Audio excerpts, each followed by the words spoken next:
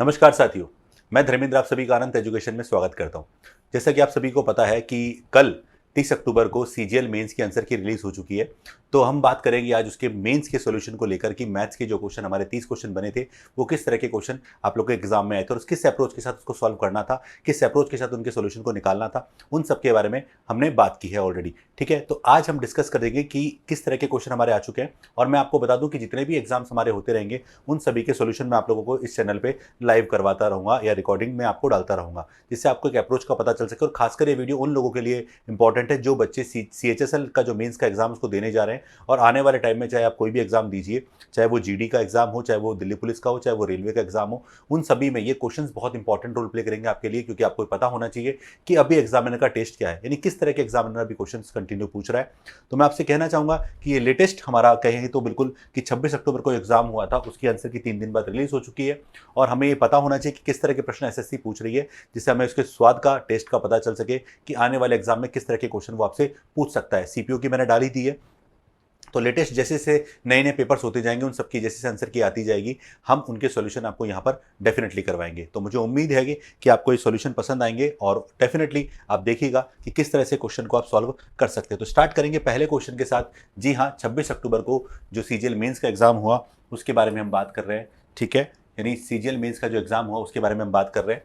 तो पहला क्वेश्चन क्या है, दो मित्र ए और बी ने क्रमशः 1.5 लाख और 2.5 लाख का निवेश करके एक व्यवसाय शुरू किया, यानी 1.5 लाख और 2.5 लाख रुपए का निवेश किया है, यानी पार्टनरशिप का क्वेश्चन लग रहा है। वे अपनी आय को अपने निवेश के समान अनुपात में वितरित करने के लिए सहमत हुए। ये तो नॉर्मल सी बात है कि पार्टनरशिप का बेसिक फंडामेंटल भी यही होता है कि जिस अनुपात में आप निवेश करते हैं बच्चों, उसी अनुपात में आपको क्या होता है, प्रॉफिट होता है। ठीक है, आगे क्या कह रहा है, वो कह रहा है 1 वर्ष के बाद अर्जित लाभ 6 लाख रुपए था। ठीक है, यानी यहां तक क्वेश्चन हमारा समझ में आ गया हमें। उसमें से प्रत्येक ने अपने संबंधित लाभ में 50,000 रुपए जोड़कर एक अलग परियोजना में निवेश किया।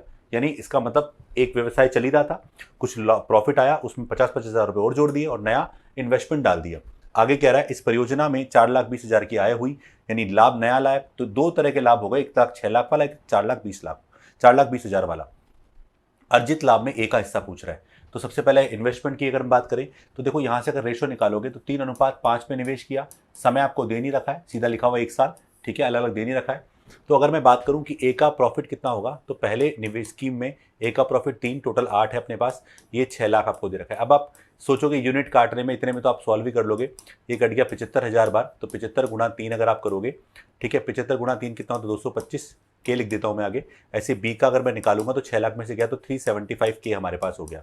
अब आपको बोल रहा है 50,000 रुपए दोनों ने जोड़े हैं, तो नया इन्वेस्टमेंट में बात करो, स्कीम सेकंड में बात करें। ठीक है, अगर हम सेकंड में बात करें, सेकंड स्टेप में अगर हम बात करें तो यहाँ पर ए का निवेश कितना होगा, 225 के प्लस 50 के अगर मैं जोड़ता हूँ तो यहाँ पर होगा 275 के हमारे पास हो जाएगा। ठीक है, ऐसे अगर मैं बी की बात करूँ तो बी के हो जाएगा 375 प्लस 50, तो 425 के हमारे पास हो जाएगा। और अगर आप रेशो निकालोगे कट जाएगा, तो 11, 25 से काटा 11 और 25 से काटा 17 हमारे पास हो गया। तो ये लो ए का जो वैल्यू आएगा वो कौन सा हिस्सा है, 11वां हिस्सा। 11/28 गुना आप करोगे तो यहाँ पर 4,20,000 आपके पास है। तो पूरा सॉल्व करने की जरूरत नहीं है, 11 का मल्टीपल जो है कौन सा ऑप्शन है, ऑप्शन बी इसका राइट आंसर है। बाकी आप सॉल्व करेंगे तो आंसर फिर भी निकल कर आ जाएगा।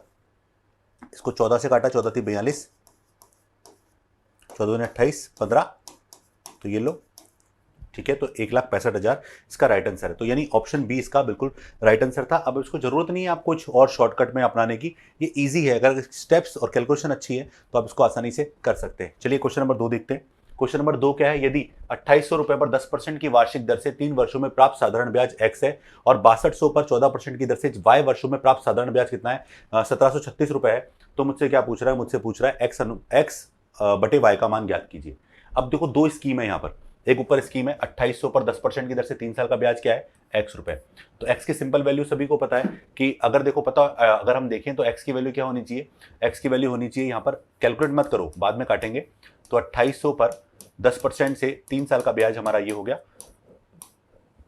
ये हमारे पास आ गया है 3 साल का ब्याज x का वैल्यू। पर पूछ क्या रहा है, आगे क्या बोल रहा है, 6200 पर 14% की दर से y वर्षों में प्राप्त साधारण ब्याज। अब यहाँ अप्रोच लगानी है, समय कम करना है बस। तो आपको दूसरे में समय बोला है, तो अगर y की अगर बात करें तो यहाँ पर आप देख सकते हो कुल मिलाकर ब्याज कितना है, 1736 रुपए। और ये ब्याज जो है वो किस पर है, वो ब्याज है 6200 पर 14% से। तो लो 6200 पर 14% ब्याज हमने निकाला, तो 1 साल का ब्याज ये हो गया, टोटल ब्याज हमारा ये है, और ये y की वैल्यू हो गई, ये लो परसेंटेज और ये कट गया हमारे पास। अब मुझसे पूछ क्या रहा है, asking about x upon y।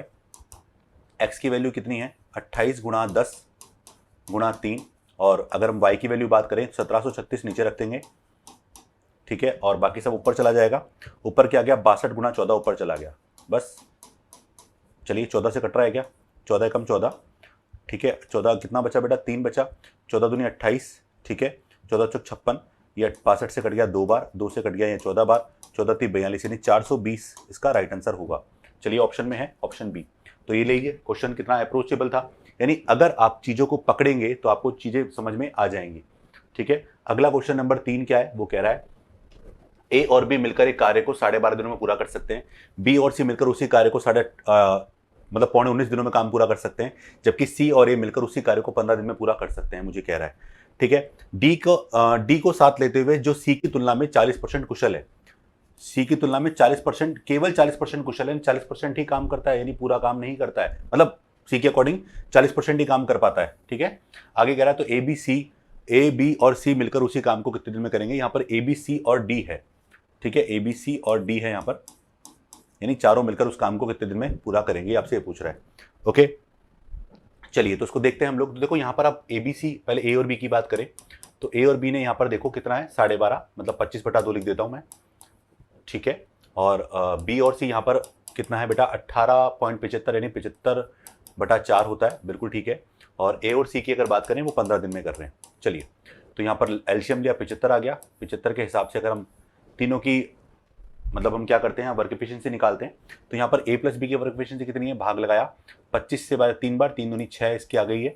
B plus C की अगर हम बात करें तो बी प्लस सी की कितनी आ गई, 75 में भाग लगाया तो 4 आ गई, और अगर ए प्लस सी की बात करें तो 5 आ गई है, ठीक है। अब आप तीनों को जब ऐड करते हो, तो जब तीनों को ऐड करते हो बच्चों, यहाँ पर तीनों को ऐड करते हो कंडीशन को, इस कंडीशन में तो यहाँ पर twice of A twice of B twice of C हमारे पास आता है। तो finally A plus B plus C की अगर मैं बात करूं बच्चों, तो तीनों को मैंने जोड़े हैं, यहाँ पर तीनों क्या करें मैंने जोड़े हैं, तो 6 और 4 10 और 5 15, तो तीनों की वर्क एफिशिएंसी 15/2, क्योंकि 2 बार था, 7.5 आ गई है।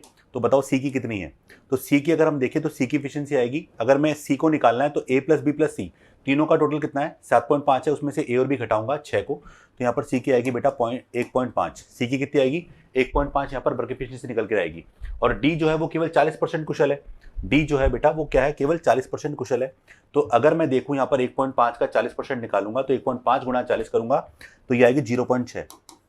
कैसे आया 0.6, लिख देता हूं मैं इस बात को, क्या लिख दूं 1.5 गुणा 40% मतलब 2/5, ठीक है, यानी 0.6 हमारे पास हो गया।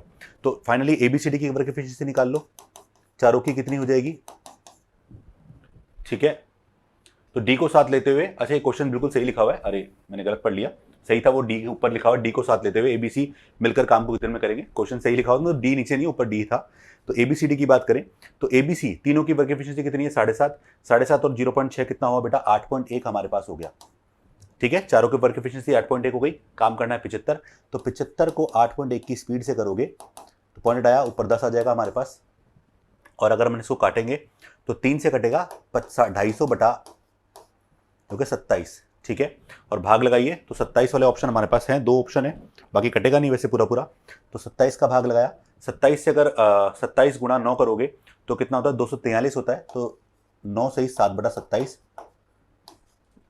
ऑप्शन सी इसका राइट आंसर था। तो ये क्वेश्चन था आपका एग्जाम में पूछा गया, बस आपको अप्रोच अच्छी रखनी है। चलिए ये ट्रिग्नोमेट्री के बेस पर हाई डिस्टेंस का क्वेश्चन है, किसी टावर के शीर्ष से 10 मीटर ऊंची बिल्डिंग के शीर्ष का अवनमन कोण, अब उसको ढंग से पढ़ो, टावर के शीर्ष से बिल्डिंग के शीर्ष का अवनमन कोण। कई बार बच्चे कंफ्यूज होते हैं कि सर डायग्राम में बड़ा कौन है कि छोटा कौन है। अब देखो यहां पर बोल रहा है टावर के शीर्ष से बिल्डिंग के शीर्ष का कौन सा कोण है, अवनमन कोण, यानी ऊपर से नीचे का कोण बन रहा है, यानी 10 मीटर बिल्डिंग अगर मान लो इतनी सी है, टावर इतना बड़ा है, तो अवनमन कोण हमारे पास ये होना चाहिए, कितना डिग्री है 60 डिग्री है। चलिए अगर ये 60 डिग्री है तो बेटा डायग्राम को ऐसे बना लेते हैं हम लोग, ये 60 है तो ये भी क्या होगा 60 डिग्री होगा, ये 10 है तो ये भी क्या होगा 10 हो जाएगा। ओके आगे क्या कह रहा है, बोल रहा है यदि टावर और बिल्डिंग के बीच की दूरी कितनी है 50√3 है, यानी ये 50√3 है, तो बेटा ये भी क्या होगा 50√3 होगा, बेस सेम होना चाहिए। तो टावर की ऊंचाई ज्ञात करो, अब बहुत आसान है टावर की ऊंचाई निकालना, कैसे, ये 10 है इसको छोड़ दो, मैं यहां से यहां तक की बात कर रहा हूं, अब बताओ 60 डिग्री के लिए अप्रोच करते हैं तो आपको पता होना चाहिए वैल्यूज क्या होनी चाहिए 60 डिग्री के लिए। अगर हम बात करें तो ये एक होता है, ये √3 होता है, यानी बेस अगर एक है तो हाइट √3 है, तो 50 √3 है, तो 50 √3 गुणा √3 आप कर लीजिए, ठीक है। तो 50 3 150 हमारे पास हो गया। तो ये लो 150 ये है, 10 ये है, तो टावर की हाइट क्या हो गई, हाइट ऑफ टावर 150 तो वो था, 10 नीचे की है, टोटल कितने को 160 मीटर इसका राइट आंसर हो गया। यानी ऑप्शन ए इसका बिल्कुल सही अप्रोच के साथ आंसर निकल जाएगा। तो ये ट्रिग्नोमेट्री में तो वैसे भी डायग्राम अगर आपको ध्यान है तो आप इस तरह के क्वेश्चनों को आराम से कर सकते हैं। चलिए अगला क्वेश्चन है आपके पास, कैलकुलेटिव है। ए बराबर 58 का स्क्वायर माइनस 25 का स्क्वायर डिवाइडेड बाय 46 का स्क्वायर माइनस 37 का स्क्वायर। बी का मान दे रखा है 26 का स्क्वायर माइनस 15 का स्क्वायर अपॉन 56 का स्क्वायर माइनस 15 का स्क्वायर। तो 1/b माइनस b/a का मान क्या होगा। सबसे पहले सिंपल कर लीजिए। अब देखो यहाँ पर आप फॉर्मूला लगा सकते हैं, कौन सा, ए स्क्वायर माइनस बी स्क्वायर। तो ए का मान निकालो, तो ए स्क्वायर माइनस बी स्क्वायर, तो 58 प्लस कितना 25, दोनों को जोड़ा तो 58 प्लस उसको जोड़ा तो 83 तो हो गया जोड़ने पर, गुणा ए प्लस बी, और ए माइनस बी करोगे तो घटाएंगे तो कितना आएगा बेटा, ये घटाओगे तो आएगा 33, ठीक है। तो 33 ऊपर आ गया, डिवाइडेड बाय नीचे देखो दोनों को जोड़ा तो फिर से 83 नीचे आ गया, गुणा घटाया तो कितना है बेटा 11 नहीं घटाओगे तो क्या आएगा 9 आएगा नीचे, ठीक है। ये आ रहा है 46 में 37 गया तो 9 आ गया, ये कट चुका है। इसको और काटोगे तो 3 से काटो 11/3 रह गया। बी का मान निकाल लो ऐसे ही, तो बी का मान निकाला तो वही ए स्क्वायर माइनस बी स्क्वायर का कॉन्सेप्ट लगाओ उसके अंदर दोबारा से।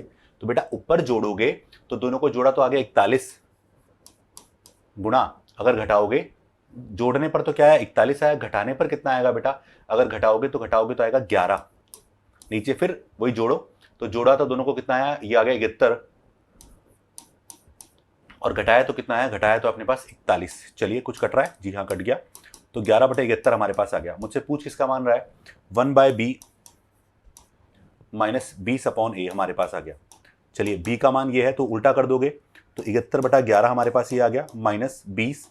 a का मान कितना है, a का मान अपने पास है 11/3, तो 11 नीचे और 3 ऊपर, तो लघुत्तम लिया 11, 71 में से 60 गया तो 11/11 आंसर आ गया 1, ऑप्शन फर्स्ट। माइनस में नहीं आ रहा है, प्लस में आ रहा है, ध्यान रखिएगा, जल्दबाजी मत करिएगा, आंसर निकल कर आ जाएगा। चलिए क्वेश्चन नंबर 6, 25, 46 और y का औसत 11 है, तो y का मान ज्ञात करो। बताओ इन तीनों का सम 11 का मल्टीपल होना चाहिए, तो 25 प्लस 46 प्लस y, इन तीनों का सम कितना है 33 होना चाहिए बस। अब आप इसको उधर ले जाके घटा दीजिए, तो आप ऐसे घटाओगे तो देखो 46 में से उधर गया तो कितना बचा, 46 में से उधर घटाओगे तो माइनस का 13, तो ये हो गया, तो माइनस का 13 प्लस मतलब माइनस का 25 तो माइनस का 38, ऑप्शन ए। ऐसा क्वेश्चन सीजीएल मेंस में पूछा गया। नहीं कुछ क्वेश्चन तो ऐसे बहुत आसान दिए गए, कुछ क्वेश्चन में आपको थोड़ा सा टिपिकल मतलब दिया गया, मैं कहूँ, जहां पर जैसे पहला क्वेश्चन था इसमें ऑप्शन ही मैच नहीं कर रहा है हमारा। विपिन किसी यात्रा का 1/3 दूरी 30 किलोमीटर प्रति घंटे की चाल से और शेष दूरी 40 किलोमीटर प्रति घंटे की चाल से तय करता है। यदि उसे यात्रा पूरी करने में कुल 12 घंटे लगे हों तो यात्रा की कुल दूरी कितनी है, मुझसे पूछ रहा है। अब जब भी ऐसा क्वेश्चन होना, वैसे तो आप चाहो तो ऑप्शन से कर सकते हो, ऑप्शन ले लो कि ऑप्शन का 1/3 कौन से नंबर 1/3 कर सकते हो। जैसे इसका 1/3 हो सकता है कि 4 4 8 5, नहीं हो सकता। क्या इसका 1/3 हो सकता है, क्या नहीं हो सकता। आप ऑप्शन से ट्राई कर सकते थे इस क्वेश्चन को। अगर ऑप्शन पे नहीं जाना चाह रहे, आप मेथड पे जाना चाहते तो मेथड से कर लीजिए। जैसे ऐसी दूरी मानिए जिसका तिहाई करना बहुत आसान है और वो 30 और 40 का भी एलसीएम होना चाहिए, तो 30 और 40 का एलसीएम कितना होता है 120, और तिहाई के हिसाब से तो माना दूरी, माना डिस्टेंस 120 इंटू 3, सीधा लिख देता हूं 360 किलोमीटर। यहां पर समय निकाल लेंगे, अप्रोच पता चल जाएगी। 1/3 निकाला तो 120 किलोमीटर का डिस्टेंस ट्रेवल किया, और फिर 2/3 जो निकाला वो आ गया 240 किलोमीटर का डिस्टेंस ट्रेवल किया।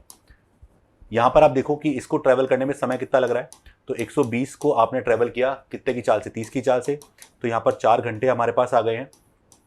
और अगर 240 को आपने ट्रैक किया 40 की चाल से तो आपको 6 घंटे यहाँ पर लग गए हैं। तो कुल मिलाकर समय कितना हो गया बेटा 10 घंटे, ठीक है। और 10 घंटे का जो वैल्यू है वो किसके बराबर है, यहाँ पर 12 घंटों के बराबर दे रखा है। तो 10 अगर 12 घंटे के बराबर है तो 1 यूनिट का मान कितना आया 12/10, और मुझसे किसका मान पूछा 360 यूनिट का मान पूछ रहा है, क्योंकि डिस्टेंस वही माना था हमने, ये किलोमीटर में है। तो 12/10 गुणा 360, 12 × 72 कैरी 7, 36 और 7 ये आ गया। तो लो ऑप्शन सी, यानी ए और बी तो वैसे भी नहीं आ रहे क्योंकि वो कट ही नहीं रहा एक तिहाई। तो ऐसे क्वेश्चन को आप ऑप्शन से भी ट्राई कर सकते हैं, बट ये भी स्मार्ट अप्रोच है हमारी। और वैसे भी एग्जाम के अंदर इंपॉर्टेंट बात यह है कि आपको उस समय क्लियर होना चाहिए कि कौन सा अप्रोच आप लगा सकते हैं। जैसे कि अगला क्वेश्चन क्या है कि 14 व्यक्तियों में से प्रत्येक 14 व्यक्तियों में से पहले 13 व्यक्तियों का औसत वजन 78 किलोग्राम है, यानी 13 व्यक्तियों का वजन कितना है, 78 किलोग्राम है। ये एवरेज आपको दिया हुआ है, ठीक है, टोटल भी निकाल सकते हो आप। 14 व्यक्ति का वजन सभी 14 व्यक्तियों के औसत वजन से 39 किलोग्राम अधिक है, यानी अगर 14 व्यक्तियों की बात करें तो इनका एवरेज क्या है, इनका एवरेज जो है x मान लेते हैं, ठीक है। ये 14 का एवरेज हमारे पास x किलोग्राम है, लेकिन वो 14वें व्यक्ति का वजन क्या है, वो सभी 14 व्यक्तियों के औसत वजन से 39 किलोग्राम ज्यादा है। इसका मतलब 14वें व्यक्ति का जो वजन है वो है x प्लस कितना ज्यादा, 39 किलोग्राम ज्यादा है, ये आपको बोला गया है, ठीक है। अब इसका मतलब ये है कि अब मुझे उस चीज को थोड़ा सा ध्यान ढंग से देखना है कि मैं इसको कैसे अप्रोच पे लाऊंगा। अब आप इसको देखो कैसे लाओगे। अब यहां पर जो 14वें व्यक्ति का वजन है वो कितना है बेटा, वो 39 किलोग्राम है, यानी अगर अपन को x का मान मिल जाए तो हमारा सारा काम आसान हो जाएगा। अब x का मान कैसे निकालेंगे जरा समझना इस बात को, क्योंकि यहां पर 39 जो वजन एक्स्ट्रा है वो किसकी वजह से है, 14वें व्यक्ति की वजह से। यानी अगर वो 14वें व्यक्ति को मैं निकाल दूं तो इसका मतलब वजन पे कितना फर्क पड़ेगा, तो 13 लोगों में फर्क पड़ेगा। तो 39/13 यानी 3 का फर्क पड़ जाएगा। कितने का, 3 का फर्क पड़ जाएगा, यानी 3 किलोग्राम का जो वजन पड़ेगा, फर्क पड़ेगा, वो किस पर पड़ेगा, यानी 13 लोगों पर। तो 13 लोगों पे कितना है, 78 ही है। तो इसका मतलब ये है कि 14 लोगों का एवरेज क्या होगा, ठीक है, 14 लोगों का एवरेज क्या होगा, एवरेज अगर आप देखोगे तो 3 किलोग्राम कम, ये वाला जो वजन है वो 3 किलोग्राम कम चल रहा है। तो यहां पर आप देखोगे तो कितना आएगा बेटा, यहां पर आएगा 78 + 3, कितना आ गया, 81 किलोग्राम, जिसका यानी वो एक्स का मान है। तो सीधा सीधा 14वां व्यक्ति जो है उसका वजन कितना होगा, 81 तो है ही, एवरेज प्लस 39 और करना है, तो आ गया 120 किलोग्राम। क्वेश्चन का आंसर क्या है, बी इसका बिल्कुल राइट आंसर था। तो ये अप्रोचेबल क्वेश्चन था, आप पूरा मेथड भी कर सकते हैं, कोई दिक्कत नहीं है। ये लो नवा क्वेश्चन, फिर औसत पे एवरेज पे क्वेश्चन। एबीसी का औसत आयु कितना है, 20 वर्ष है। एवरेज और मोस्टली टोटल करके भी कर सकते हैं। 2 वर्ष पहले ए और बी की आयु का योग सी की आयु से 6 अधिक था। क्या कह रहा है, 2 वर्ष पहले ए और बी की आयु का योग जो है सी की आयु से 6 वर्ष अधिक था 2 वर्ष पहले। एक छोटी सी बात मैं आपको बताना चाहूंगा, चाहे 2 वर्ष हो चाहे वर्तमान की बात करो, हमेशा सेम ही डिफरेंस रहना चाहिए, ठीक है। पर अब 2 वर्ष पहले की बात करो, चलो आप कुछ मत करो, आप इसको अप्रोच के हिसाब से कर लो, चाहो तो क्या कर सकते हो आप इसको, अगर थोड़ा ढंग का देखना चाहो। जैसे मान लो कि सी की आयु अगर अपन बात करें तो सी की आयु अपने पास क्या थी बेटा, मान लो x साल थी, ठीक है, और उससे 2 वर्ष पहले की बात कर रहा हूं मैं, ये ऐसे भी समझ सकते हो इसको। 2 वर्ष पहले सी की आयु x साल थी, तो a + b की आयु का योग क्या है, सी की आयु से 6 वर्ष अधिक था। 2 वर्ष पहले ए और बी की आयु का योग सी की आयु से 6 वर्ष अधिक था।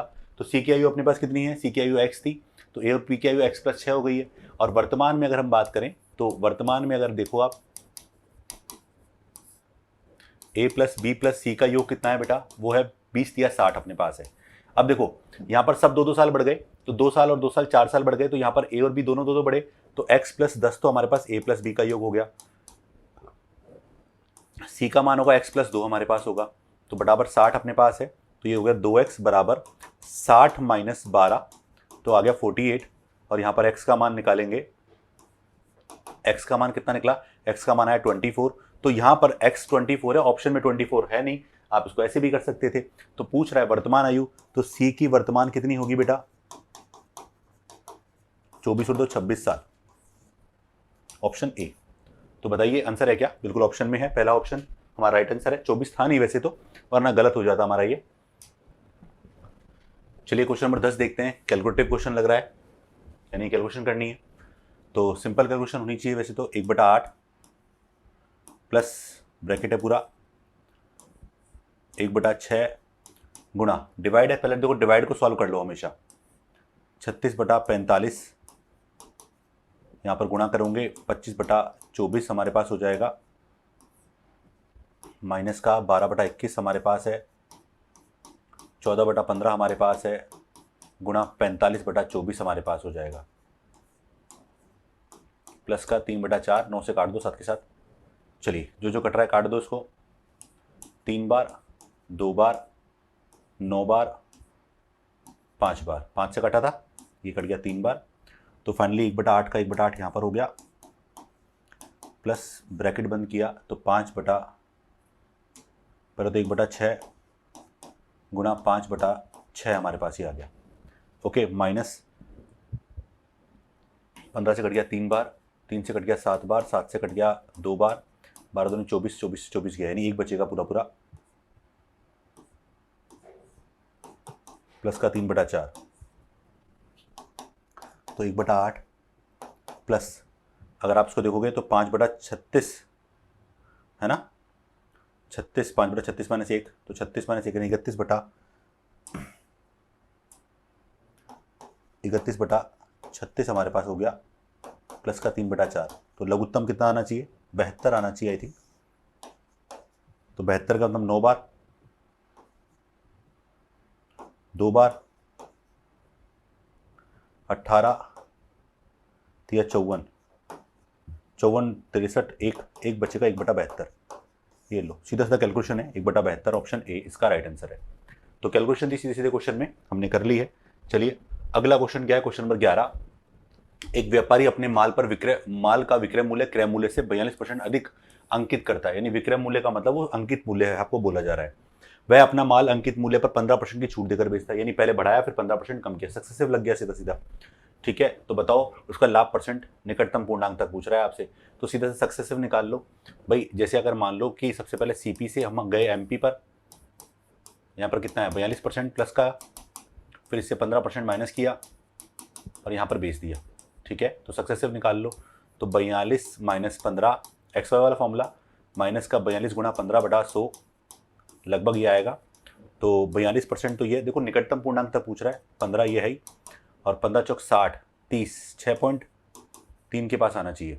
तो 15 और 6 21, 21 गया, तो लगभग अपने पास जो होगा तो 42 माइनस 21.3 यानी 20.7 के आसपास, और निकटतम जो है वो बेटा 21% है, ऑप्शन डी इसका राइट आंसर है। ठीक है, तो क्वेश्चन नंबर 22 पे बात करें। 150 मीटर चौड़ी सड़क के दोनों ओर समान ऊंचाई वाले 2 खंबे लगे हुए हैं। ठीक है, ये क्वेश्चन बहुत फेवरेट रहा है हमेशा से। इन खंभों के बीच सड़क पर एक बिंदु से खंभों के उन्नयन कोण x डिग्री व y डिग्री है। ये है 2 समान ऊंचाई के खंबे हैं, हाइट दोनों में समान है, एक का उन्नयन कोण x और एक का उन्नयन कोण y है। ये x डिग्री और ये y डिग्री आपको बोला गया है, उन्नयन कोण ही बोला है। ठीक है, tan x बराबर अपने को 2/5 दे रखा है, यानी बेटा अगर tan x बराबर, tan बराबर क्या होता है, tan x बराबर आपको देखा है 2/5, इसका मतलब ये है कि लंब बटा आधार, यानी लंब अगर 2 है तो आधार यहाँ पर 5 है, ये आपको बोला गया है यूनिट के दर्ज। और tan y का मान दे रखा है 3/5, तो tan y बराबर 3/5 है, इसका मतलब ये है कि अगर लंब 3 है तो आधार कितना है 5 है। अब इस बात को समझना कि जब दोनों खंभों की अगर ऊंचाई समान दे रखी तो आगे जाने की जरूरत ही नहीं है, सबसे पहले जो रेशो आपने लिखा है वो समान होना चाहिए।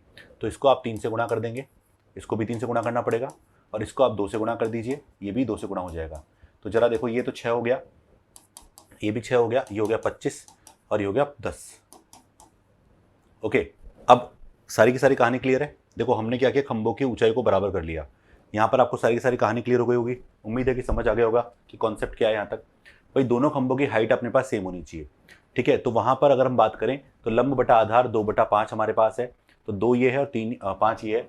ठीक है, अब बोला 150 मीटर चौड़ी सड़क के दोनों ओर समान ऊंचाई पर खंभे लगे हुए हैं, प्रत्येक खंभे की ऊंचाई मुझसे पूछ रहा है, इसके अलावा कुछ दिया हुआ है, ये 3/5 अपने पास है। तो दोनों खंभे की ऊंचाई को बराबर करने के लिए हमने क्या किया, हमने यहाँ पर 3 से गुणा किया, तो यहाँ पर 3 से गुणा करेंगे तो ये हो गया अपने पास, हाँ 3 से करना था, तो ये हो गया 3 से गुणा करने पर 15 हमारे पास ये हो गया, और इसको 2 से गुणा किया, 2 से ऊपर नीचे गुणा किया तो 6 और 10 हो गया। तो हाइट दोनों में समान हो गई 6 यूनिट, और अपने पास देखो ये बॉटम है 15, ये बॉटम है 10, टोटल कितना हो 25, तो बस ये थोड़ा सा ध्यान रखिएगा। तो 25 यूनिट का मान आपको दिया हुआ है कितना, 150, यानी इसका मतलब 1 यूनिट का मान 6 यूनिट का मान निकालना है। तो 150/25 गुणा 6 यानी कितना हुआ, 36 मीटर हो गई। है क्या ऑप्शन में, ऑप्शन बी है, बाकी शायद अगले पेज पर होंगे। हाँ अगले पेज पर ही है।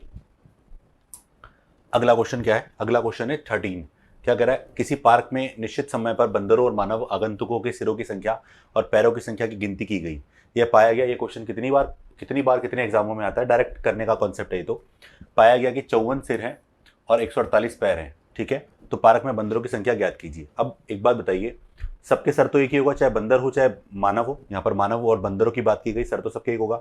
लेकिन टांगे अगर बात करें, पैरों की बात करें, तो यहाँ पर बंदरों के तो 4 पैर होते हैं और मानवों के 2 पैर होते हैं। ठीक है, तो हम बात करते हैं भाई, अगर सभी 54 लोगों को अगर 2-2 पैर दिए गए तो 108 पैर तो पूरे हो गए। पर पैर कितने बचे, 148 में से 108 गए तो कितने बचे, यहाँ पर हम बात करें 40 पैर बच गए। तो शेष पैर जो हमारे बचे 148 माइनस 108, ये किसके लिए बचे हैं, ये बंदरों के लिए, क्योंकि बंदरों के 4 पैर थे पर हमने दिए केवल 2, तो बंदरों की संख्या निकालनी है। तो ये लो आसान हो गया। और ये बंदरों की संख्या की अगर हम बात करें तो यहाँ पर आप निकाल सकते हैं 40/2, यानी 20 बंदर यहाँ पर होंगे। ठीक है, ऑप्शन ए इसका राइट आंसर है। कई बार पूछा जाता है क्वेश्चन ये। क्वेश्चन नंबर 14, 10,000 पर 20% वार्षिक के दर से चक्रवृद्धि ब्याज 4,641 रुपए है। यदि चक्रवृद्धि अर्धवार्षिक रूप से ली गई हो, यानी ब्याज क्या है, अर्धवार्षिक रूप से संयोजित हो रहा है, तो मूलधन कितने वर्षों के लिए निवेश किया गया था। तो देखो, जब हाफ ईयरली की बात करता है बच्चों, आप रटो मत कुछ भी, कोई आपको कुछ भी याद नहीं करना, सीधा कॉन्सेप्ट देखो। हाफ ईयरली है तो रेट 20 की जगह क्या हो जाएगी, 10% हो जाएगी, है ना। और टाइम n 2 की जगह क्या हो जाएगा, 4 हो जाएगा। ठीक है, तो 2n कर दो, टाइम हमारा 2n हो जाएगा, रेट हमारे पास 10% है। 10% को मतलब होता है 1/10, तो सीधा सा कॉन्सेप्ट है।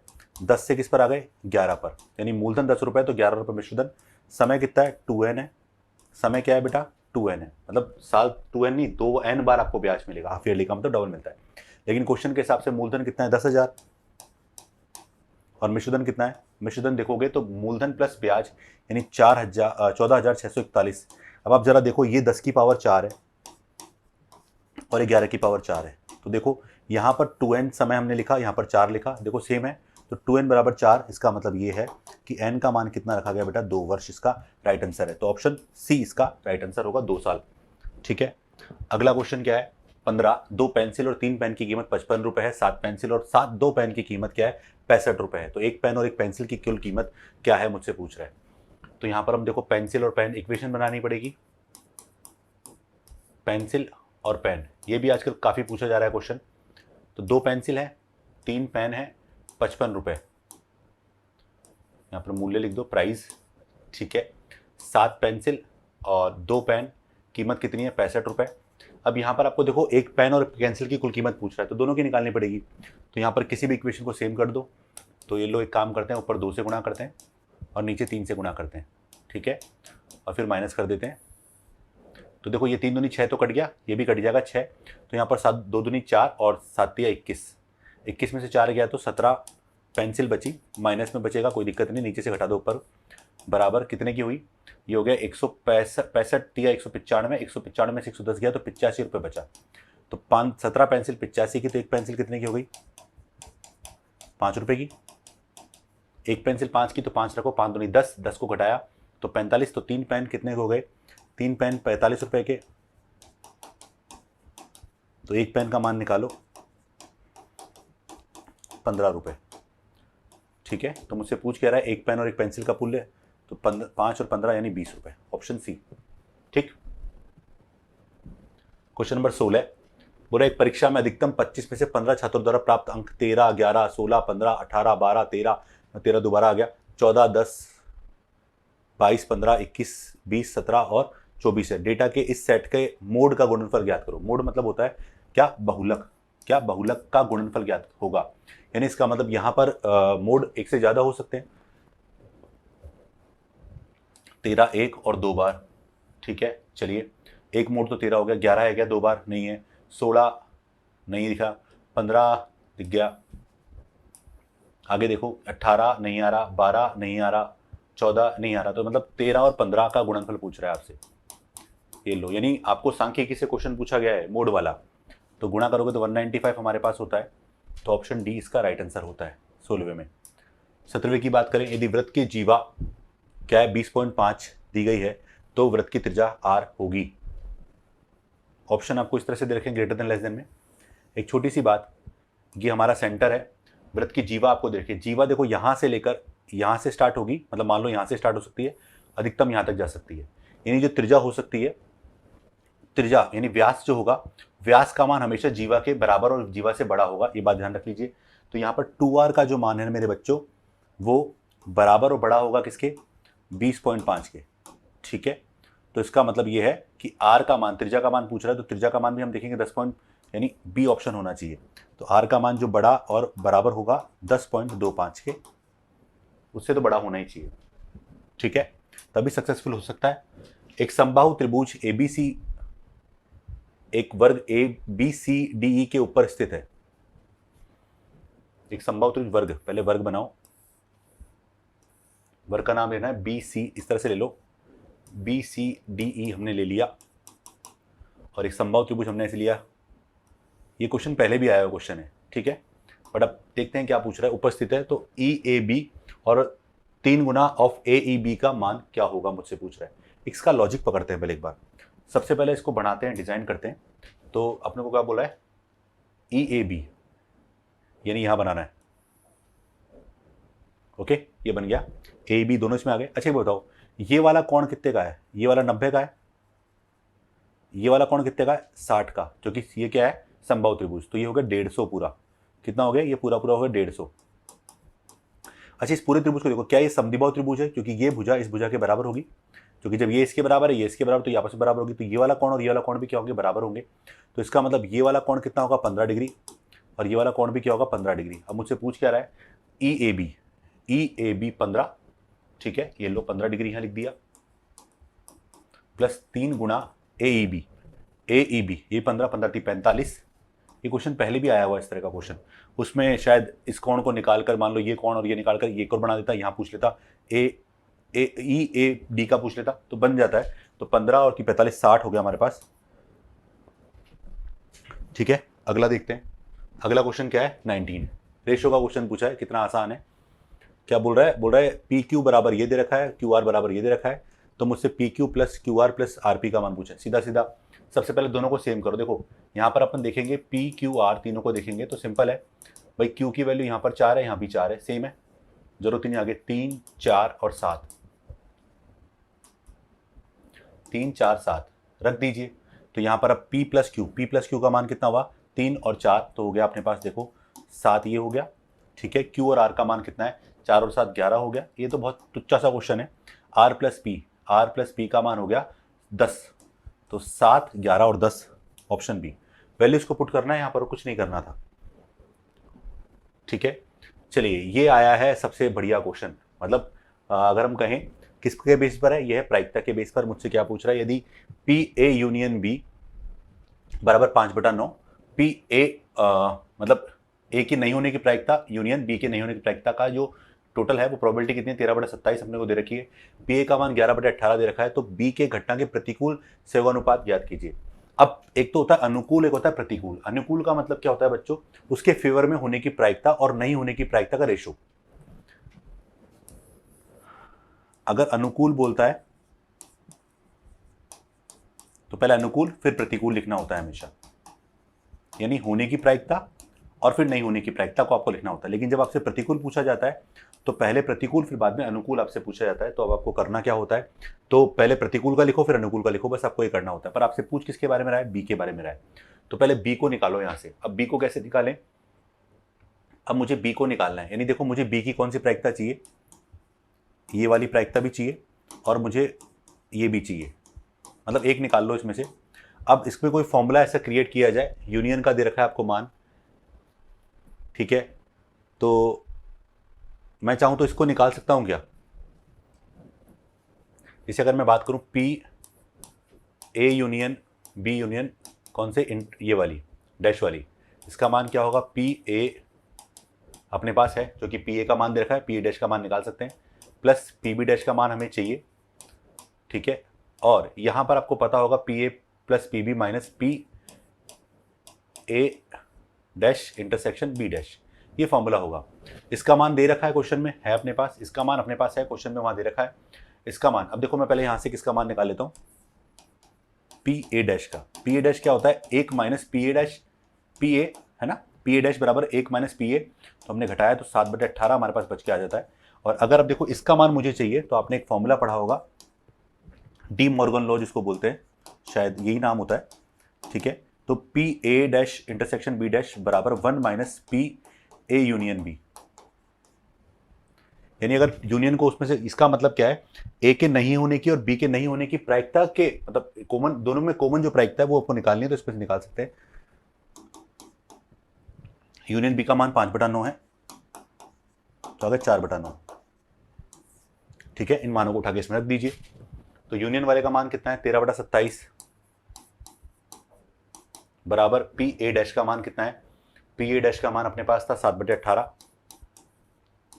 पी बी का मान हमें निकालना है और पी इसका मान निकाला 4/9, सबको इधर भेज दो। तो पी बी डैश का मान निकाला 13/27 प्लस 4/9 प्लस का हो गया 7/18। तो यहाँ पर आप 54 लघुत्तम लेंगे, 54, 2 बार 13 दूनी 26, 6 बार 6 चौक 24, 3 बार 7 21, 3 घटाया,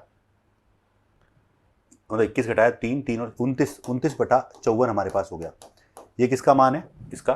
तो देखो अगर मैं बोलूँ इसका मान 29/54 हमारे पास है, तो इसका मान होगा 1 माइनस 29/54, तो 29/54 हमारे पास हो गया, और घटाओगे तो ये हो गया 25/54, 54 से 54 कट गया, तो फाइनली 29/29/25 आंसर आ गया 29/25, ऑप्शन बी। तो 20 में हमारा जो बी में जो आंसर था वो इस तरह से निकल के आएगा। इसके लिए थोड़ी बहुत आपको प्रायिकता का एक डेप्थ में आपको चीज़ें पता होनी चाहिए कि अनुकूल प्रतिकूल सहयोगानुपात क्या क्या हो सकता है। चलिए क्वेश्चन नंबर 21। ये क्वेश्चन थोड़ा देखो, जहाँ क्वेश्चन थोड़ा बड़ा जाता है वहाँ एग्जाम में ये लगता है कि हमारा समय लगेगा, जी बिल्कुल। तो क्या कह रहा है, कंटेनर ए में स्पिरिट और पानी का 80 लीटर मिश्रण 7:9 के अनुपात में है। एक कंटेनर है ना ए, इसमें स्पिरिट और पानी का रेशो अपने पास 7:9 है। चाहो तो आप इसको पूरा सॉल्व कर लो डिटेल में ले जाके। आगे क्या कह रहा है, इस मिश्रण का 20 लीटर दूसरे कंटेनर बी में स्थानांतरित कर दिया गया। अगर मैं दूसरे कंटेनर में गया बी को लेकर, तो बी में अभी भी देखो स्पिरिट और पानी का रेशो क्या होगा बेटा, 7:9 ही होगा। कितने में, अगर आपने ये 20 के अंदर बात करी है, तो 20 लीटर वहां से आया, उसमें अनुपात क्या है बेटा, अभी भी 7:9 है हमारे पास है। अब आगे क्या कह रहा है, अब बोल रहा है फिर कंटेनर में ए 20 लीटर पानी भरा जाता है। अब ए कंटेनर में 20 लीटर आपने क्या कर दिया, पानी भर दिया है, यानी वेटेज अब चेंज हो चुका है। क्योंकि जैसे अगर अपन उसमें चेंज करेंगे तो यहाँ पर ए के अंदर जो स्पिरिट और पानी का रेशो है वो कन्वर्ट हो जाएगा, बदल जाएगा, ठीक है। अब क्या कह रहा है, फिर इस मिश्रण में क्या, इस मिश्रण का क्या है, 32 लीटर दोबारा कंटेनर बी में स्थानांतरित कर दिया जाता है। तो कंटेनर बी में पानी और स्पिरिट का अनुपात क्या होगा, इस बात को ध्यान रखिएगा। यहाँ पर उल्टा पूछा गया है, ठीक है, पानी और स्पिरिट, बस यहाँ गलती मत करना, बाकी सारी कहानी ईजी है। अगर आपने इसको अप्रोच किया होगा तो पूरा भी कर सकते थे। जैसे कि अगर हमने 80 में से 20 निकाल दिया तो कितना बचेगा हमारे पास, अगर हम देखेंगे तो 60 बचेगा। 60 में से आप रेशो बांट सकते हैं आप, ठीक है, एक तरीका तो हमारे पास ये भी है। लेकिन अगर इसको आप थोड़ा सा देखना चाहो तो आप इसको समझ सकते हो कि यहाँ से जब आपके पास चीज़ें निकल निकल के यहाँ तक पहुँच रही हैं तो वो कितनी कितनी पहुँच रही हैं, पहले वो देखो आप। यहाँ से आप जब ऊपर से आप देखोगे भाई स्पिरिट और पानी का, किसी भी एक चीज़ को वहाँ से निकाल के नीचे ले आओ, ये आपको ध्यान रखना है। तो आप इसको जिससे पूरा करने की कोशिश करो, अगर समझने की कोशिश करो तो बेटा सबसे पहले देखो 7/16 गुणा 60, ये अपने पास ऊपर बचा हुआ है अभी, और 9/16 गुणा 60 ये हमारे पास ऑलरेडी है। इसमें आपने क्या किया, अगर मैं बोलूँ कि ये स्पिरिट है और ये वाटर है, तो 20 लीटर वाटर और मिला दिया आपने, ये नया रेशो, नया वैल्यू आ गया हमारे पास, ये होगा, ठीक है। कैलकुलेशन के हिसाब से बात कर रहा हूँ मैं, जो आपने पूरा किया हो, 15 15 7 105, 105/4 करोगे तो ये होगा 26.25, तो हमारा ये हो गया रेशो। अगर मैं इसकी बात करूं तो 15 नाम 135, ठीक है, इसमें 60 को घटाया तो 33.75 ये हो गया, प्लस 20 हमारे पास ही हो गया। अब इसको इस तरह से करने जाओगे ना तो क्वेश्चन आपके लिए बहुत लेंदी हो जाएगा। अब सोचो कैलकुलेशन कितनी जा रही है। अब वहाँ से आप जैसे देखते जाओ कि आपके पास, मतलब जो अगर हम बात कर रहे हैं कि स्पिरिट और पानी किस रेशो में निकल कर आ रहा है, तो सबसे पहले अगर मैं बात करूँ कि 20 में से मेरे पास स्पिरिट कितना है वो हमारे पास है। अगले वाले पार्ट में हमारे पास रेशो की फॉर्म में अगर आप निकाल लोगे, दोनों को मिक्स ही तो करना है, तो दो तरह के रेशो हमको मिक्स करना है और वहाँ एलिगेशन आपको लगाना है, सीधा सीधा कॉन्सेप्ट ये है, ठीक है। तो आप क्या करोगे, बता दूँ, देखो इसको तो करने की जरूरत नहीं, इसमें बहुत लेंदी हो जाएगा, इसको कर भी लोगे तो देखो 26.25 हमारे पास ये हो गया अनुपात, ये हो गया 53 फिर काटोगे, फिर इसमें से वैल्यू निकालोगे, ठीक है, फिर रेशो निकालोगे, दोनों का रेशो निकाल लिया, उसमें से 32 लीटर में बांटना पड़ेगा रेशो को, फिर आपको जोड़ना पड़ेगा, बहुत लेंदी हो जाएगा। सबसे पहले देखो पहले वाले से अगर हम बात करें, इसका रेशो निकालना, पहले वाले में स्प्लिट कितना गया है आप वो देखो कि यहाँ पर कंटेनर ए है अपने पास, कंटेनर ए में 7:9 के अनुपात में है। अब आपको पता होना चाहिए, ये बात पहले भी बताई गई है और पहले भी आप लोगों को पता होगी कि जब हमने इसमें से 80 लीटर में से मिश्रण निकाला है, हम लोगों ने कितना निकाला बेटा, हमने जब 80 में से यहाँ से 20 लीटर निकाला है और दूसरे कंटेनर में जब डाला है, तो यहाँ पर जो निकला है उसका रेशो भी क्या होगा अपने पास, उसका रेशो भी अपने पास 7:9 होगा। यानी अगर मैं कंटेनर ए ये रहा और कंटेनर बी को अगर मैं नीचे लेकर जा रहा हूं, देखना अभी आपको समझ में आ जाएगी सारी कहानी कि जब यहाँ कंटेनर ए की बात, ये बी है हमारे पास और इस बी में जो 20 आया है उस बी में रेशो क्या है 7:9 है हमारे पास। लेकिन अब सुनो, यहाँ पर जो रिमेनिंग बचा हमारे पास, उस रिमेनिंग की अगर मैं बात करूं बच्चों, तो रिमेनिंग की अगर बात करूं तो शुरुआत में जो ए था हमारे पास, एक कंटेनर ए है, उसमें से 20 में 20 चला गया तो बचा कितना, बचा है 60 लीटर। अब 60 लीटर में जो रेशो है वो है 7:9। अब क्या होता है, अब होता क्या है कि जब आपने 20 लीटर स्थानांतरित किया तो यहां पर आपने 20 लीटर पानी भी तो डाल दिया है, यानी अब इसमें आपने 20 लीटर पानी डाल दिया। अब ये 20 लीटर जो है बेटा वो केवल वाटर है, यानी इसमें तो चेंज होगा नहीं, इसी में चेंज होगा। अब इसको कैसे निकाले हम, तो देखो एक तरीका तो था कि हम पूरा डिटेल में जाकर सॉल्व करें। पूरा डिटेल का मतलब ये है कि मैं यूनिट्स को तोड़ने बैठूं, टाइम खराब करूं और बहुत लेंदी हो जाएगा। लेकिन दूसरा तरीका क्या है, देखो 60 देखोगे 60 लीटर जो है वो 16 यूनिट के बराबर है। इस बात को समझना है यहाँ पर कि 60 लीटर जो है बेटा वो 16 यूनिट के बराबर है। यहाँ पर साफ देखा, ये देखो 16 यूनिट है, लेकिन जब 20 लीटर आपने डाला तो 20 लीटर कितनी यूनिट हो जाएगी, तो बोलोगे 16/60 गुणा 20, यानी 1/3 हो गया एक तरह से, 16/3 हमारे पास ये यूनिट हो गया।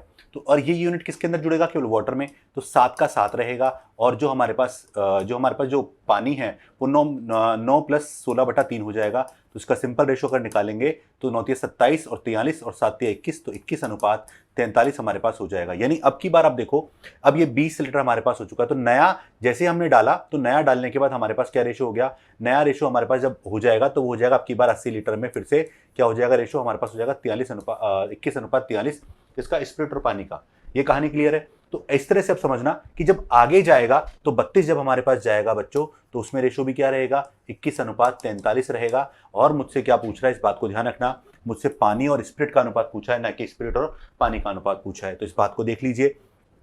सबसे पहले अगर हम करें ये स्प्लिट है और ये वाटर है, तो मुझे पहले पानी का पूछ रहा है फिर स्प्लिट का पूछ रहा है, जैसे चाहो वैसे निकाल लो। अब यहाँ पर आप देख सकते हो कि इनका रेशो अपने पास है क्या। अगर आप एलिगेशन से करना चाहें तो एलिगेशन से कर लीजिए, या फिर आप डायरेक्ट करना चाहें तो डायरेक्ट कर लीजिए। इन दोनों को पहले चाहो तो काट लो इसको, तो 4 से काटा 5 बार, 4 से काटा 8 बार, इसको 8 गुना कर लो ऊपर, ठीक है, ऊपर 8 गुना कर लो, समान मात्रा कर लो इसका, ठीक है, समान मात्रा की जरूरत नहीं है, डायरेक्ट कर लो आप इसको। यहाँ पर देखो 5 और 8 की फॉर्म में आपको बोला गया है, तो यहाँ पर सीधा सीधा देख सकते हो 5 गुना, यहाँ पर देखो 5 गुना 7/16 हमारे पास ये हो गया है, प्लस इसके बाद अगर हम बात करें तो यहाँ पर 8 गुना हमारे पास जो आया वो कितना आया, वो आया हमारे पास 64, ठीक है। लघुत्तम लेके सॉल्व करो इसको, तो 64 तो हमारे पास ये हो गया, और देखो 4 बार तो 35 गुना 4 140 तो ये हो गया, प्लस अगर हम बात करें ये 64 का 64 है, 21 गुना 8 168 हमारे पास ये हो गया।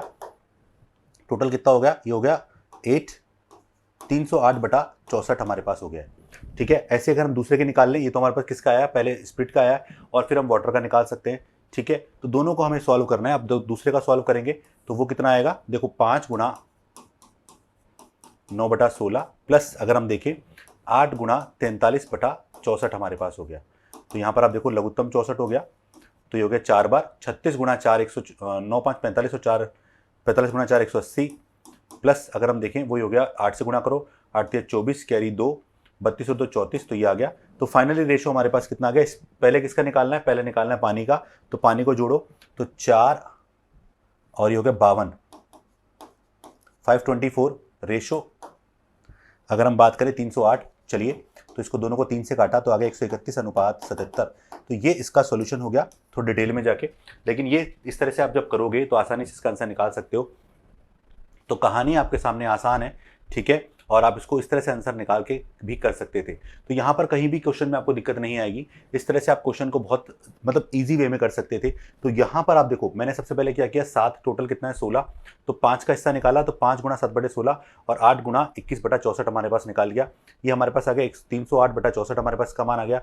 ये किसका आया, ये आया स्पिरिट का, और एग्री हम करें वाटर का, तो ये वाटर आ गया, दोनों का रेशियो निकाल लिया तो आंसर आ गया 131:77 इसका राइट आंसर हो गया। ये थोड़ा सा अच्छा क्वेश्चन बोल सकते हैं इसमें। क्वेश्चन नंबर 22 क्या है, वो कह रहा है कि बी ने एक थोक विक्रेता से 180 रुपए प्रति किलोग्राम की दर से 15 किलोग्राम सेब खरीदे। बी ने खरीदे हैं, नाम बी लिखा है पहले, डरना नहीं है।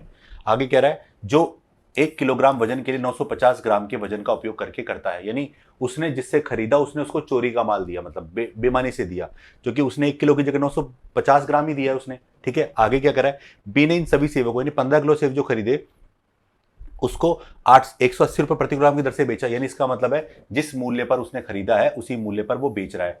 ठीक है, लेकिन 1 किलो वजन के लिए 750 ग्राम वजन का उपयोग किया, यानी उसने चीटिंग कहां करी, पैसे में तो कोई हेरफेर नहीं करी है, वजन में हेरफेर करी है, पर उसके साथ खुद के साथ हेरफेर हुई है। उसने खुद ने 1 किलो के लिए 950 ग्राम ही खरीदे, ठीक है, लेकिन उसने क्या किया, उसने 1 किलो की जगह 750 ग्राम के हिसाब से बेच दिया। पूरे लेन देन में बी का अर्जित लाभ क्या होगा, तो प्राइस में तो कोई लोचा नहीं है, सिर्फ गड़बड़ जो है वो कहा है उसने वजन में की है। तो वजन में गड़बड़ कैसे करी भाई, उसने 1000 कॉस्ट क्या है उसका 1000, लेकिन उसको मिला कितना 950। ठीक है, ये हम सीपी और एसपी की बात कर सकते हैं कॉस्ट ऑफ सेल के हिसाब से। लेकिन जब वो बेचने की बारी आई बच्चों, तो उसने क्या किया, उसने 750 ग्राम ही दिया, किसके रेस्पेक्ट में, 1000 के रेस्पेक्ट में। तो उसका सक्सेसिव निकाल लो, वही आपका आंसर हो गया। तो लो 5 से काटा 15 बार, और ये 15 और ये 19 बार, तो यहाँ पर रेशियो आ गया 15:19। इसका मतलब ये है प्रॉफिट कितना कमाया उसने, प्रॉफिट कमाया 4, तो 4/15 गुणा 100 आप कर लीजिए। चलिए अब आप चाहो तो लगभग इसका जो मान आएगा 26 पॉइंट कुछ आना चाहिए। चलो पूरा पूरा काट लो, कैसे काटोगे, 5 से काटा 20 3, तो आ गया 80/3 यानी 26 पॉइंट समथिंग आएगा, 26.66 आता है। चलिए तो ऑप्शन बी इसका राइट आंसर है क्वेश्चन नंबर 22 में। ये तो इजी था। क्वेश्चन नंबर 23, ताश की गड्डी से प्रतिस्थापन के साथ एक के बाद एक 3 कार्ड निकाले जाते हैं, प्रायिकता। दूसरा क्वेश्चन प्रायिकता का, पहला कार्ड जैक, दूसरा कार्ड काला और तीसरा कार्ड सम संख्या होने की प्रायिकता ज्ञात कीजिए। 3 स्टेप में आपको सॉल्व करना है इसको। 3 स्टेप का मतलब 3 बार में आपको प्रायिकता करनी है।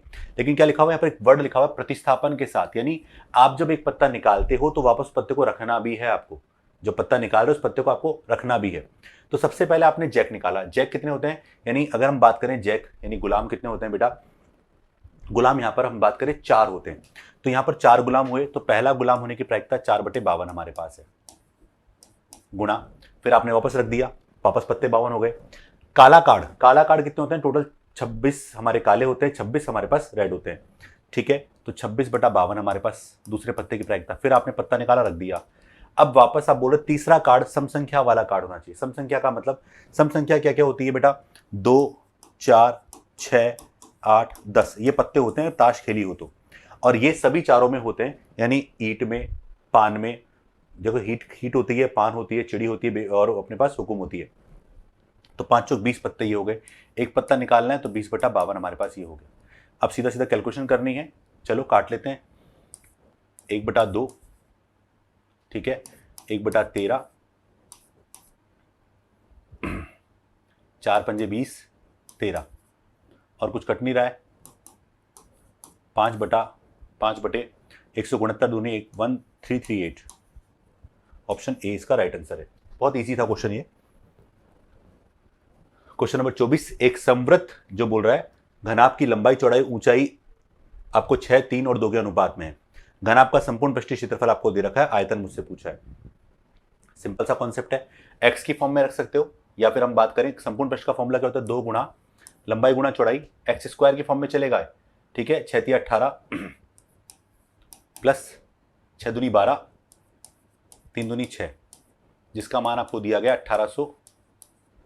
तो आप बोलोगे ये हो गए 30 और 36, 36 दूनी 72, तो यहाँ पर 1 यूनिट का मान कितना आएगा बेटा, 1800/72, यानी 25 आ गया यहाँ पर।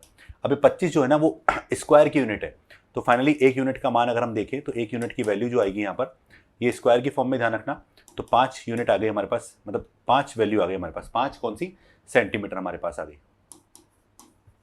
मुझसे आयतन पूछ रहा है, वॉल्यूम बताओ क्या होता है। वॉल्यूम होता है लंबाई गुणा चौड़ाई गुणा ऊंचाई। तो लंबाई है 6 गुणा 3 गुणा 2 तो है ही, और सब में 5 यूनिट यानी 5 का क्यूब भी लगेगा। ये स्क्वायर में होता है ना एरिया, ये क्यूब आयतन होता है। तो ये हो गया 18 दूनी 36, 36 गुणा 125, ठीक है। और कर लो इसको, अब आप सॉल्व कर लीजिए। 36 5 1800 और 180 कैरी 18, 36 दूनी 72 और 18 90 कैरी 9 4500। इसका आंसर आ जाएगा ऑप्शन ए, इसका राइट आंसर कोड 24 में, ठीक है। अगला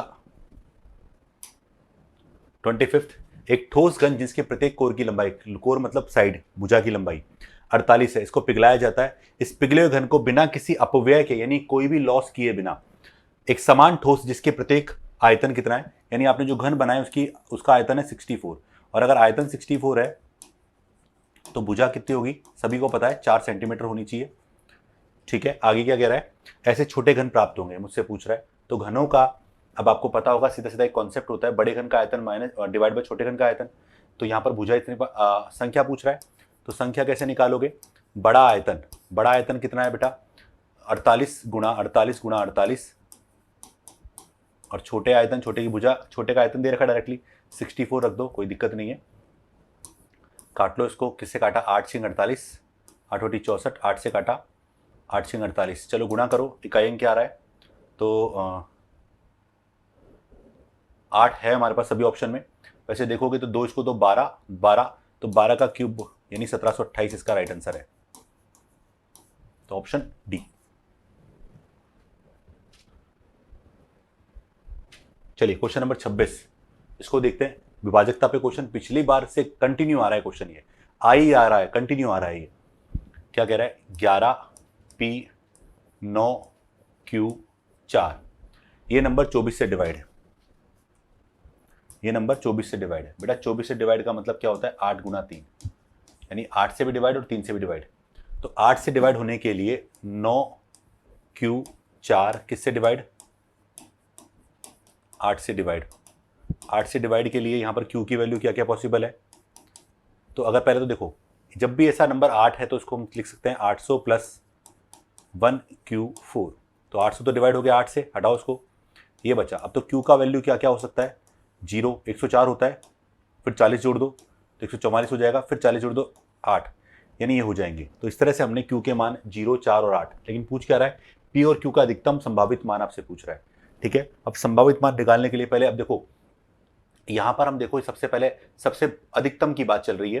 तो नंबर है अपने पास 11p, या फिर एक काम करो पहले जोड़ो, 3 से जोड़ो, 3 के लिए 3 और 2 9 तो गया, ये भी 6 भी गया, तो सीधा सीधा देखो 11 मतलब 1 और 1 2, 2 और 4 6, ये भी गया, 9 भी गया। तो बता p और q का जो टोटल आना चाहिए वो यहाँ पर किससे, 3 से डिवाइड होना चाहिए। अब 3 से डिवाइड करने के लिए अगर मैं q का मान यहाँ पर 8 रखता हूँ तो p का मान 10 रखना पड़ेगा अधिकतम के लिए, और 10 हो नहीं सकता, उससे छोटा हमारे पास क्या होगा 7। तो p का मान 7 रखा और q का मान 8 रखा तो 15 हो जाएगा, बिल्कुल 3 से डिवाइड हो रहा है, और बड़ा सा बड़ा नंबर अपने पास आ गया। तो p गुणा q 856 56। तो अधिकतम पूछा इसलिए, न्यूनतम पूछता तो 0 हो जाता क्योंकि q का मान ही 0 था यहाँ पर। निम्नलिखित का मान ज्ञात कीजिए, कैलकुलेशन है, पूरे को रूट में ले लो एक साथ, पॉइंट में सबके समान है। तो 124 279 अपॉन 264 594, काटो इसको, 4 से काटा 31, 4 से काटा 4 सिंह 24, 4 सिंह 24, ठीक है। ये 3 से कट रहा है, 9 से भी कट रहा है क्या, हाँ 9 से भी कट रहा है, 9 3 27, 9 कम 9, 9 6 54, 9 6 54, तो लो 31 दो बार आ गया और 66 दो बार, तो सीधा रूट से बाहर निकाल लो 31/66, ऑप्शन सी। तो सच में क्वेश्चन बड़े बड़े प्यारे प्यारे क्वेश्चन पूछे गए।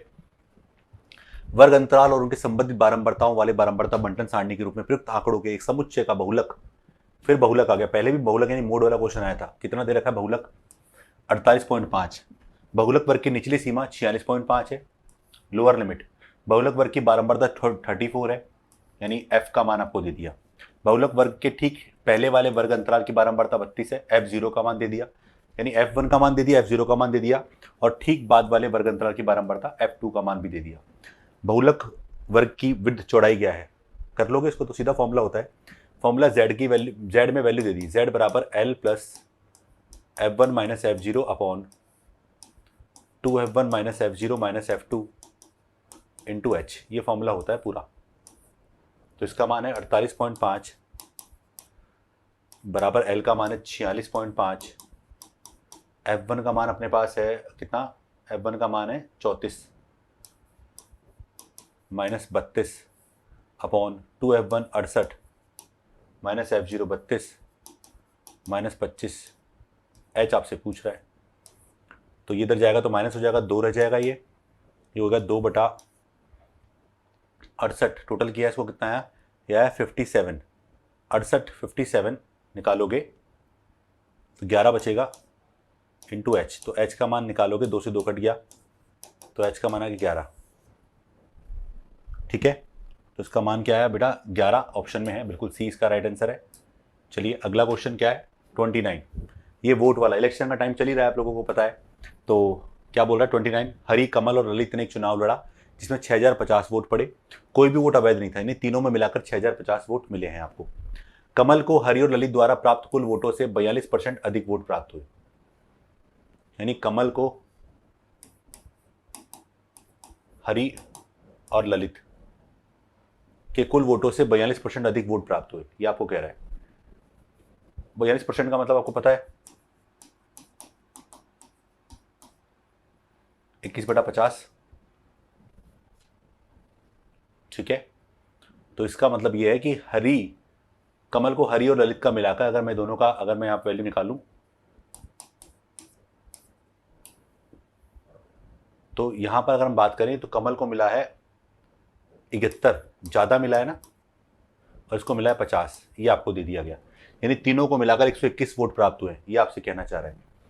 तो अगर मैं यहाँ पर तीनों को देखूँ तो 121 वोट प्राप्त हुई, तो कमल को कितना, चलो हरी प्लस ललित को कितना मिलेगा, 50/121, कितने का, 6050 का, ठीक है। और कमल का निकालो 71/121 करूंगा, लेकिन पूछ क्या रहा है, ललित को डाले गए कुल वोटों का 8% वोट प्राप्त हुआ, तो ललित का दे रखा है, मतलब ललित का दे दिया 8%, और पूछ रहा है हरी का, तो जरूरत नहीं आगे जाने की। ललित का कितना है बेटा, ललित का है टोटल 6050 का 8%, ठीक है। करो सॉल्व, 0 8 5 40 कैरी 4, ये हो गया 4, और ये हो गया 48, तो ये हो गया खत्म, 484 इसको मिला है। मुझसे पूछ क्या रहा है हरी का, तो 2500 माइनस 484 2016, ऑप्शन डी। एक लास्ट क्वेश्चन और, मतलब यही क्वेश्चन पूछे गए थे, और ये पीडीएफ आपको मिल जाएगी एकांतर, मतलब आपको क्या क्रमागत छूट दे रखी है, टोटल छूट पूछ रहा है आपसे, तो 20%, और आपसे लगभग छूट पूछ रहा है, 20% का मतलब 1/5, तो 5 से 4, 35 का मतलब 7/20, 7/20 का मतलब 20 से 13, 10 का मतलब 10 से 9, कुछ कट रहा है तो काट दो वरना आगे बढ़ो, 2 से काटा 10 बार, 2 से काटा 2 बार, तो ये हो गया 50 500, ये हो गया हमारे पास 13 117, 117 दूनी 234, ठीक है। डिस्काउंट कितना मिला, अगर घटाओगे तो माइनस करोगे 34 66 हमारे पास ये हो गया, 266 हमारे पास हो गया, तो फाइनली 266 का डिस्काउंट मिला किस पर, 500 पर, गुणा 100, ये 2 0 कट गई, ऊपर नीचे 2 से गुणा कर दो, 6 दूनी 12, 26 52 53, 53.2%, ऑप्शन सी। तो कैलकुलेशन थी कुछ क्वेश्चनों में, और इस सॉल्यूशन का जो तरीका था बेस्ट मैंने अपने आप से आपको बता दिया। और मैं आपसे कहना चाहूँगा अगर आपको इस सॉल्यूशन की पीडीएफ चाहिए तो हमारा Telegram channel Dharmendra sir maths को ज्वाइन करिए, और आने वाले सभी एग्जाम्स के ऐसे सॉल्यूशन मैं आप लोगों को यहाँ पर करवाऊंगा। बिल्कुल कोशिश करूंगा कि कम से कम सॉल्यूशन में आपको सिखाया जाए और आपको बताया जाए कि सच में मैथ्स बहुत आसान सब्जेक्ट होता है, सिर्फ पढ़ने वालों की इच्छा होनी चाहिए, नहीं तो जो लोग रटने की कोशिश करते हैं उनके लिए सच में टिपिकल होता है। चलिए, मुझे उम्मीद है कि आप लोगों को समझ आया होगा, और ऐसे ही बहुत सारी चीज़ें मैं आप लोगों के लिए इस चैनल पर लाऊंगा। अभी मैंने सीपीओ का एक वीडियो भी डाला था, सीपीओ में जितने क्वेश्चन आए थे वो भी आप देख सकते हैं, क्योंकि CHSL वाले मेंस वाले बच्चों के लिए वो भी इंपॉर्टेंट होगा। चलिए, तो मैं आप लोगों से विदा चाहता हूँ, धन्यवाद, थैंक यू सो मच।